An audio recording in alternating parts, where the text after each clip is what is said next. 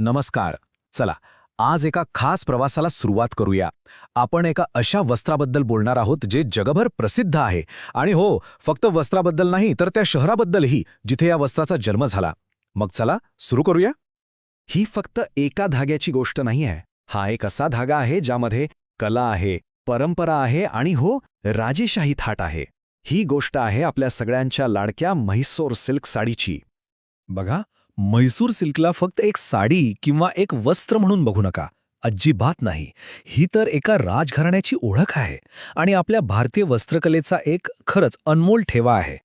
या साडीची खरी ओळख काय आहे तर तिची शाही परंपरा. म्हणजे भारतातल्या सगळ्यात प्रसिद्ध आणि प्रतिष्ठित साड्यांची जेव्हा आपण गोष्ट करतो तेव्हा म्हैसूर सिल्कचं नाव हे वरच्या स्थानी येतं. तिचं स्थानच तसं खास आहे, नाही का? अच्छा, मग प्रश्न पडतो की म्हैसूर सिल्कमध्ये असं नेमकं काय आहे जे तिला इतकं खास बनवतं?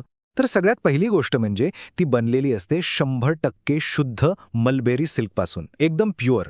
म्हणूनच तर तिचा स्पर्श इतका लोण्यासारखा मऊ असतो आणि ती नेसायला इतकी हलकी वाटते. आणि तिची चमक, आहा, ती नैसर्गिक चमक आणि टिकाऊपणा तर वर्षानुवर्ष टिकतो. पण खरी मजा, खरी शांत आहे तिच्या जरीमध्ये.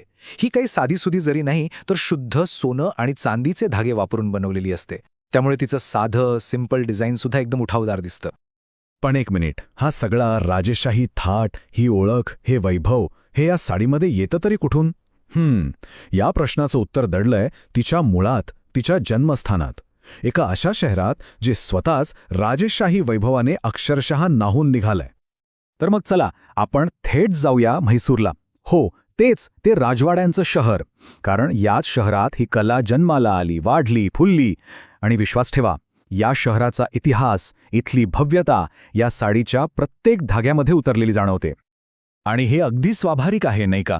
म्हैसूरचं जे शाही आणि सांस्कृतिक वातावरण आहे ना, तिथेच म्हैसूर सिल्कसारखी एखादी मौल्यवान कला बहरू शकते. त्या शहराचा तो समृद्ध वारसाच आहे जो या कलेला प्रेरणा देतो. जरा डोळ्यासमोर आणा. एकीकडे तो भव्य डोळे दिपवणारा म्हैसूर पॅलेस, दुसरीकडे दसऱ्याचा तो जगप्रसिद्ध हत्तींचा उत्सव. आणि हे शहर तर चंदन आणि रेशमाचं केंद्र मानलं जातं. आता विचार करा, ज्या शहरात इतकं सगळं आहे तिथली कला किती समृद्ध असेल. म्हैसूरची हीच ओळख, इथली स्वच्छता, इथली कला आणि परंपरा, हे सगळंच्या सगळं आपल्याला म्हैसूर सिल्कच्या प्रतिष्ठेमध्ये अगदी स्पष्टपणे दिसतं. ठीक आहे, शहराबद्दल तर आपण बोललो, पण आता मूळ प्रश्नाकडे येऊया. ही अप्रतिम कलाकृती, ही साडी नक्की बनते कशी? काय आहे यामागची प्रक्रिया? कोणती रहस्य दडलेली आहेत? चला शोधून काढूया. या साडीचा आत्मा काय आहे माहिती आहे? तो आहे मलबेरी सिल्क. आता हे काय आहे? तर हे एका खास प्रकारच्या रेशीम किड्यांपासून मिळतं जे फक्त आणि फक्त तुतीची पानं खातात. आणि यामुळे काय होतं? तर यामुळे जे रेशीम मिळतं ना, ते जगातलं सगळ्यात शुद्ध, सगळ्यात मऊ आणि चमकदार मानलं जातं. आणि हो, हाच धागा आहे जो या साडीला तिची खास ओळख देतो. ही जी बनवण्याची प्रक्रिया आहे ना, ती खरं तर एक तपश्चर्या आहे. सगळ्यात आधी शुद्ध मलबेरी सिल्कचे धागे मिळवले जातात. त्यानंतर शुद्ध चांदीच्या तारेवर सोन्याचा मुलामा देऊन, विचार करा, अत्यंत नाजूक जरीचे धागे तयार केले जातात. आणि मग येतात खरे कलाकार, म्हणजे ते कारागीर जे पिढ्यानपिढ्या हे कौशल्य जपत आले आहेत. ते मग हे सगळे धागे एकत्र विणतात आणि एका अप्रतिम कलाकृतीला जन्म देतात. म्हणजे हे असं नाहीये की आज ठरवलं आणि उद्या साडी तयार झाली. नाही, एक अस्सल म्हैसूर सिल्क साडी तयार करायला प्रचंड मेहनत लागते आणि अनेक दिवस लागतात. प्रत्येक साडी म्हणजे त्या कारागिराच्या संयमाची आणि त्याच्या कलेची एक जिवंत कहाणी असते. आता बघा, इतकी मौल्यवान आणि प्रसिद्ध गोष्ट म्हटल्यावर तिची नक्कल होणारच.